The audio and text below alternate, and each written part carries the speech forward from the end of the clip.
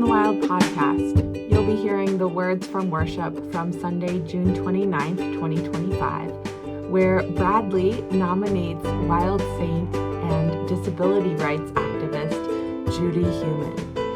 If you want to find out more about Church in the Wild, see all of our wild saints, or learn more about our upcoming events and programs, just go to churchinthewild.org. Thanks for listening. Tell you a little bit about one of the saints of the Catholic Church that's been a saint for a long time. And we've all heard of him, but I didn't know actually that much about him, except that he liked animals until I looked into him some more. So St. Francis of Assisi, he became a saint in 1228. And Pope John Paul II named him the patron saint of ecology when he was Pope. He was born in the 1100s, which doesn't even sound like a real number to me, and gave up a life of family wealth. His father was very wealthy, to live in poverty and service to the poor and to the sick. He immersed himself in nature and spent most of his time walking from town to town, much like Jesus did, preaching about our responsibility to care for creation, which was very different. You didn't hear much about that back then. And he was known for referring to animals and to the forces of nature as our brothers and sisters, and how we're all interconnected. And again, that's not something people were talking about in the 1100s. Well, from what I remember.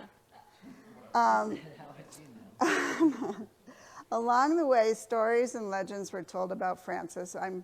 When you hear them, you're probably not going to think it's too factual, but they were reported by people that were following him. They told of times when he would stop while on his way from town to town to preach to flocks of noisy birds.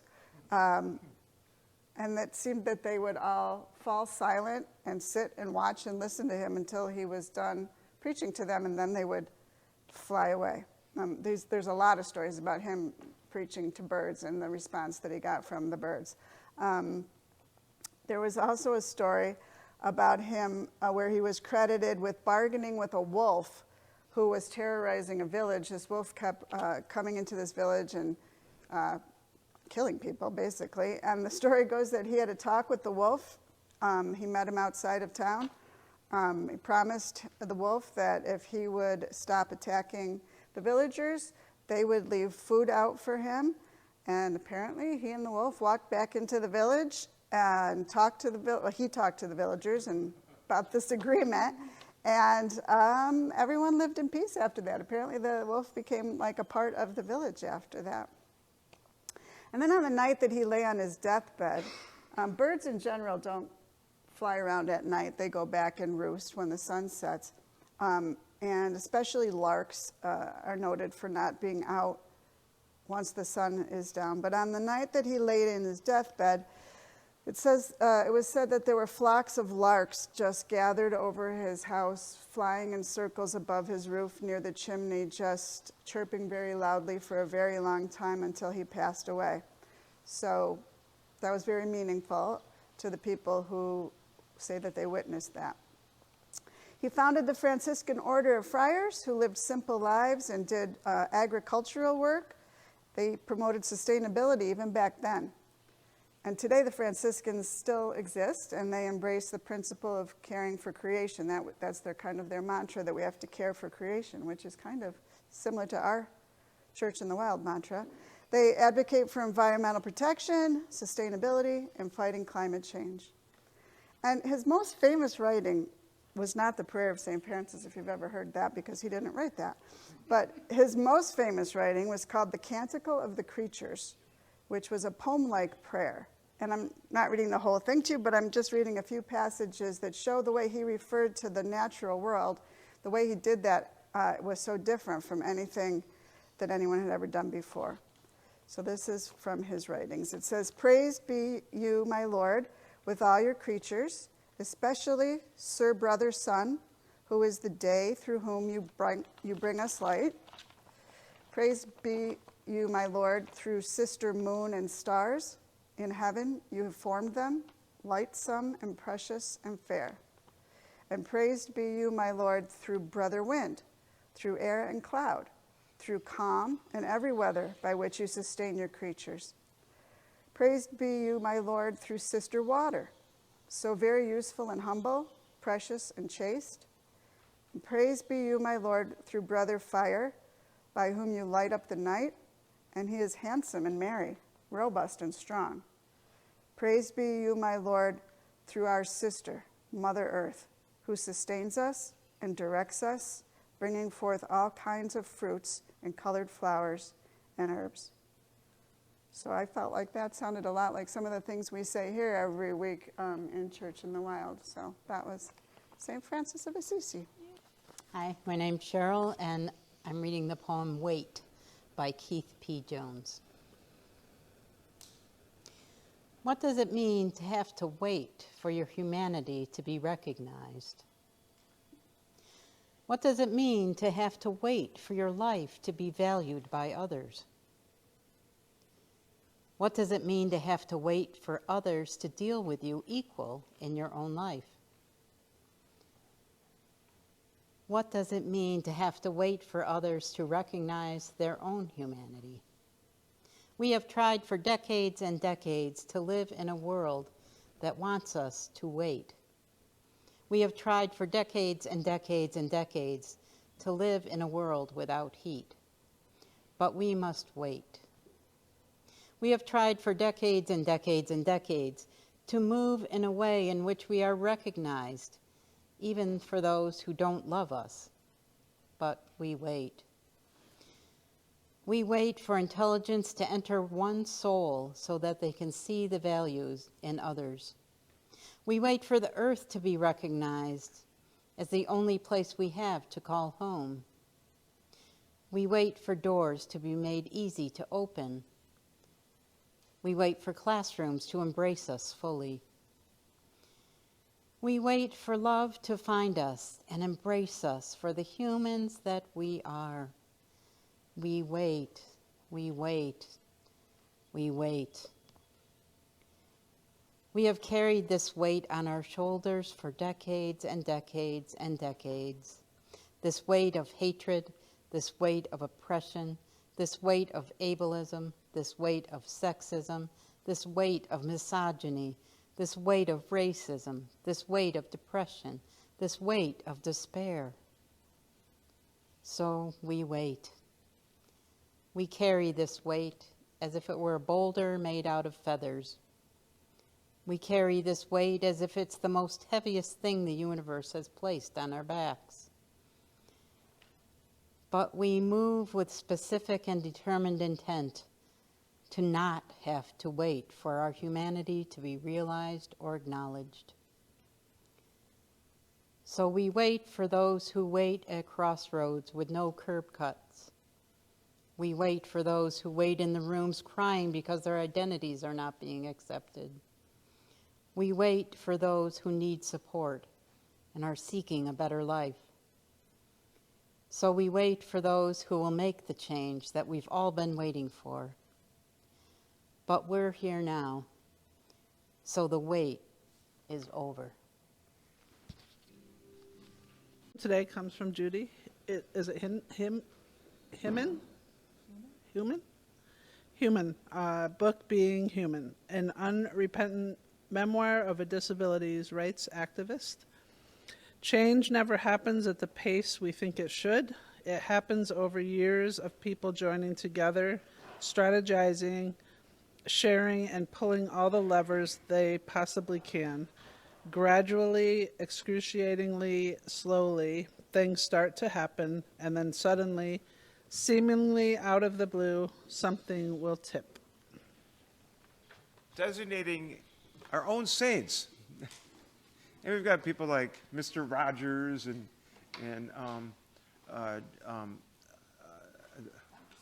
Dr. Souza, yeah, a whole bunch of different people. Yeah, I'm trying to blank here. But this week, Bradley's going to introduce us and nominate Judy Heumann, human rights activist, disability advocate. And Brad, by the way, is studying law to be a disability rights attorney.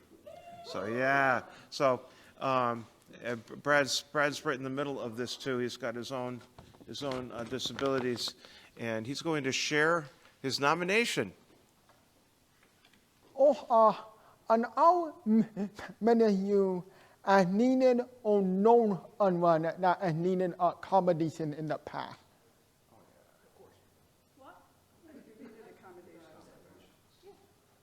Yeah.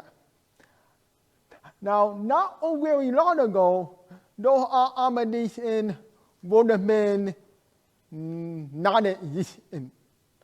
Now, our Saint today is Judy Heumann on for Judy Heumann, but he goes by Judy. He was born in 1947.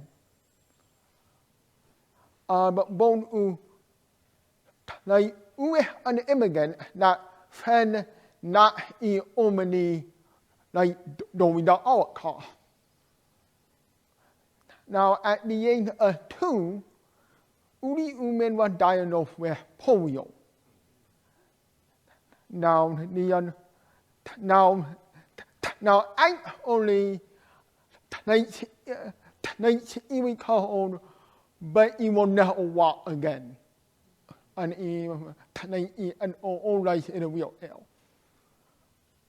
Now the doctor, apparently, when he was recommended to a parent that he will be placed in a tooth in me. Not what they did then over with this body back then. And the in animal at the zoo will eat it better. In not a good piece. I only a parent did not do that.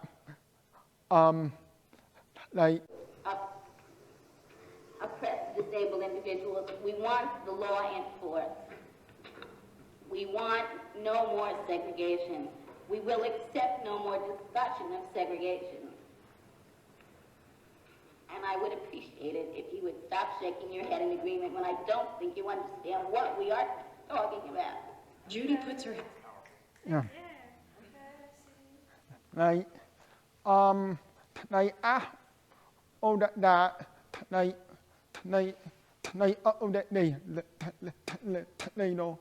An Judy Heumann and when walking in, get a meeting, and finally, over an hour, we went in and signed the regulation. Yeah. However, and I only applied to get in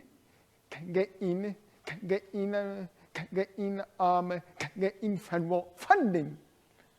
Private business did not ask to come I with anything. Judy Heumann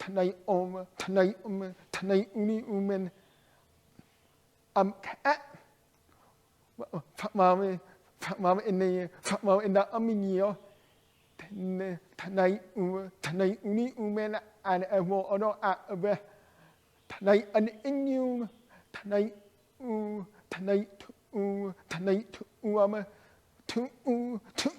and a oil round up would apply an enroll. Would I be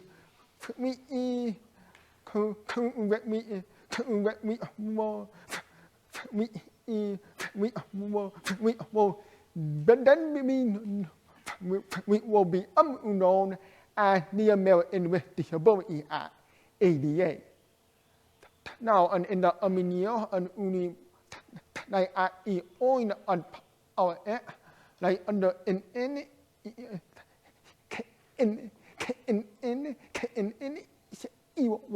at the department and tonight and pass the current war in the Indian when with an idea we in no law that get IEPs ในอันIO 4 plan อันไฟโอโพโออย่าอย่าอัน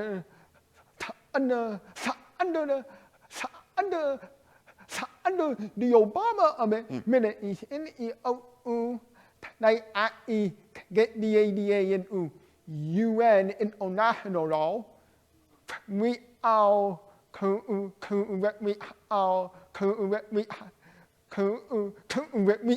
the UN conveniently decided not to ratify that ED. The ED we mean unratified. We are not ethnically a party to that ED.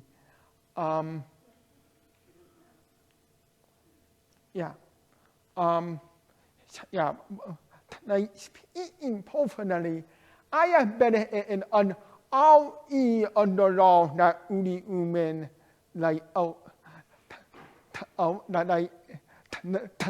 in IOO in the we in why Sunni Boon or BBU in RA like this the idea in the we in why you need to give me a combination when you are my people.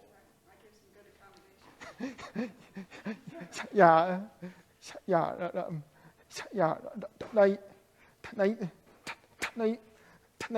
now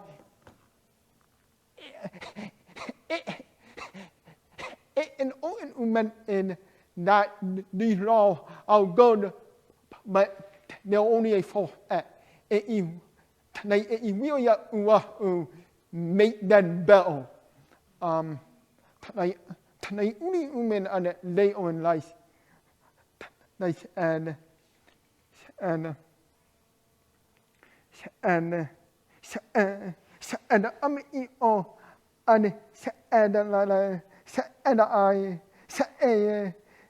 AI in the world, but really tonight I think we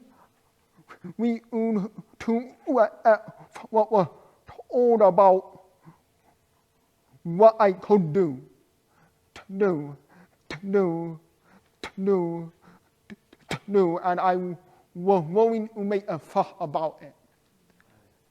Tonight, no in a while and seeing the oof in the unrelated you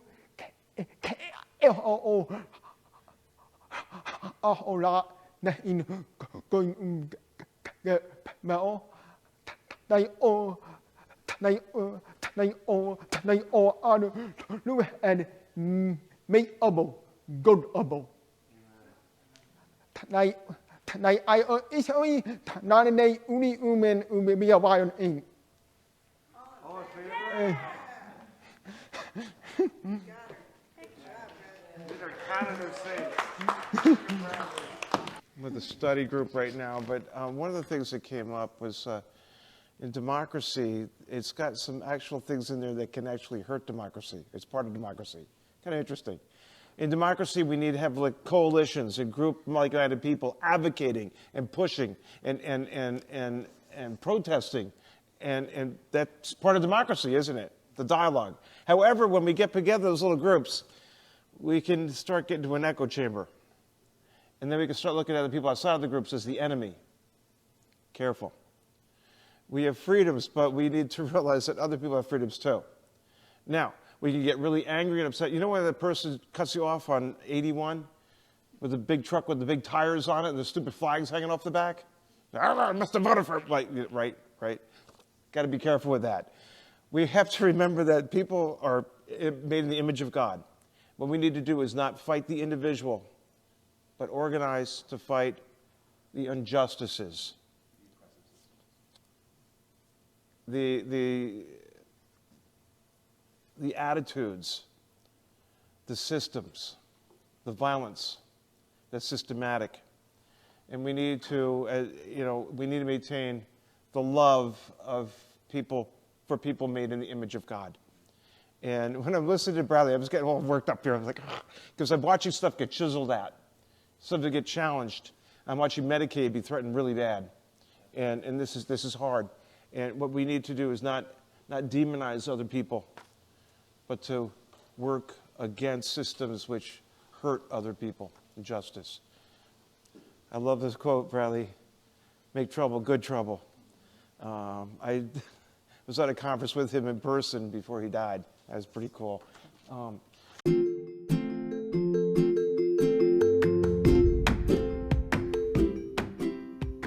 Thanks for listening.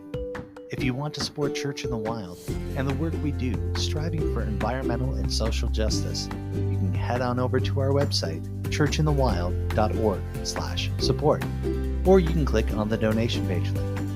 There you can make a donation, set yourself up to be a recurring supporter, or you can buy something from our Redbubble shop. We're so glad you're with us on this journey, following the Spirit through creation, adventure, and restoration. Until next time.